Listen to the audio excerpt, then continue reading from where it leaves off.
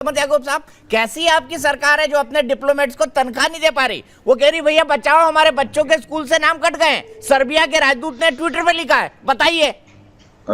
मैं अली साहब की बात को आगे लेते हुए इंडोर्स करते हुए थोड़ी सी मैं जनरल साहब को रिस्पॉन्ड कर दूं, जनरल के सिन्हा साहब को। देखिए, उन्होंने बात की कि कन्वेंशनल वॉर क्या होती है, वो सबको पता है कि आप S-400 ले आए या आप जो कन्वेंशनल वॉर लड़ते हैं। सब कन्वेंशनल वॉर वो होती है जिसका मैंने आपको जिक्र किया था कि आप उन गोलियों की तरतराहट और उसका जो स्वाद है ना, वो आप कश्मीर में चख चुके हैं। और ये स्वाद अमेरिका में जो है ना, वो अमेरिका जो है, ये स्वाद अमेरिका जो है वो अफगानिस्तान में चख चुका है। अच्छा, फिर आती है वेपन्स ऑफ मास डिस्ट्रक्शन। बहुत अच्छी बात करते हैं। अच्छा, फिर जो वेपन्स ऑफ मास डिस्ट्रक्शन, आपको ये भी पता है कि हमारे पास टैक्टिकल सोफिस्टिकेटेड ढाई वाला वेपन ऑफ मास डिस्ट्रक्शन स्वाद हमने अभी आपको चखाना है। वो जब आप S-400 यूज करेंगे तो हम आपको वो पाव के बमों का मजा और स्वाद चखाएंगे आपको। फिर आप बताइए कि याकूब साहब देखें, आपके ये बड़े चिल्ला लिए मुस्लिम को छोड़ देगा, हिंदुओं को मार देगा। ये अरे फटाके नहीं धमाका करने की बात करते हैं ना, धमाका कर देंगे। वो मुसलमानों को नहीं मारेगा, हिंदुओं को मार देगा, वो मार देगा और आप आ जाएंगे। अरे याकूब साहब, 16 दिन से सुने बलूचिस्तान के अंदर में, गोदार के अंदर में सुन रहे हैं क्या हो रहा है। तहरीके तालिबान पाकिस्तान खैबर पख्तूनख्वा के ऊपर में, और आप बातें कर रहे हैं क्या क्या। अच्छा, आप तो कहते हैं कि आपके पास स्ट्रेटेजिक है, स्ट्रेटेजिक एसेट। वो स्ट्रेटेजिक एसेट आपको पता है ना। ये बड़ी इंटरेस्टिंग बात है। सुने याकूब साहब, आप बहस करते हैं तो सही करें ना। 5 सेकंड दे दे, 5 सेकंड।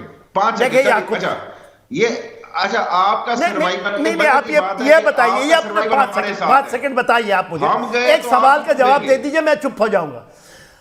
ओके, देखिए, आपका आपसे क्या होगा सर, क्या साहब होगा, जरा बोले। आपका सर्वाइवल, आपकी आवाज नहीं आ रही है। हम रहेंगे, आप क्या हो गया। हम मरेंगे, पहले आपको लेके साथ मरेंगे। हम बाकी हैं, आप बाकी हैं।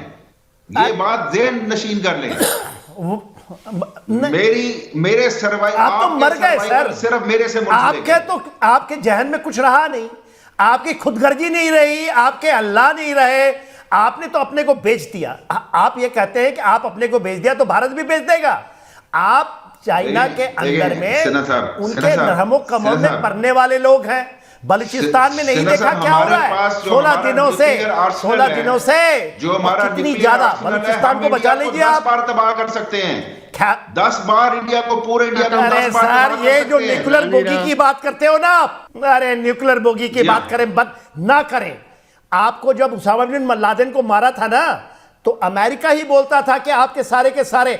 और जब अभी हाल में अफगानिस्तान में जब आए बलूचिस्तान से लोग, तो उस समय भी वो चाहते थे कि हथियार ले लें। आप उसको टेररिस्ट के हाथ में सौंपना चाहते हैं, और उसकी धमकी, गीदड़ धमकी नहीं, वो हमारे 1.5 पाव, 1 पाव अच्छा मार देंगे, मुसलमान बच जाएंगे, हिंदू मर जाएंगे।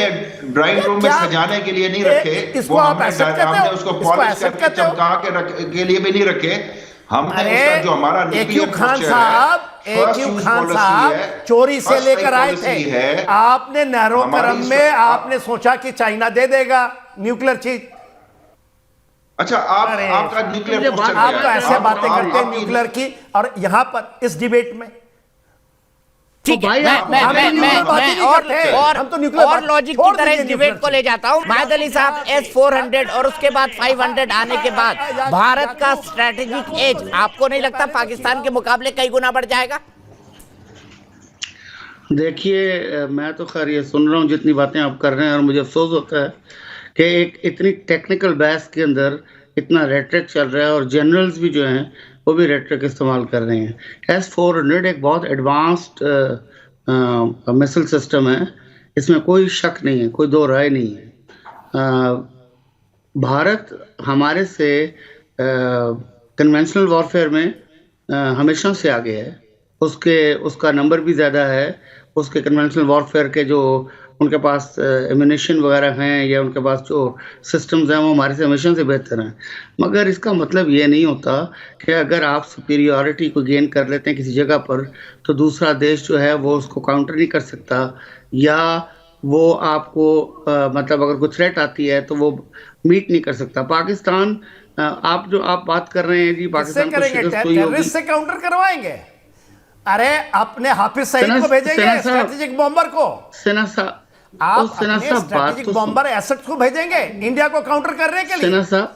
सेना साहब मुझे बात तो करने दें। अरे अली साहब, आप अपने को रक्षा विशेषज्ञ कहते हैं, आप कन्वेंशनल वार के बाद पहले तो आप चिल्लाते रहे कि हम पटाखे फोड़ेंगे 2.5 पौंड 1 पौंड पाओ का बम।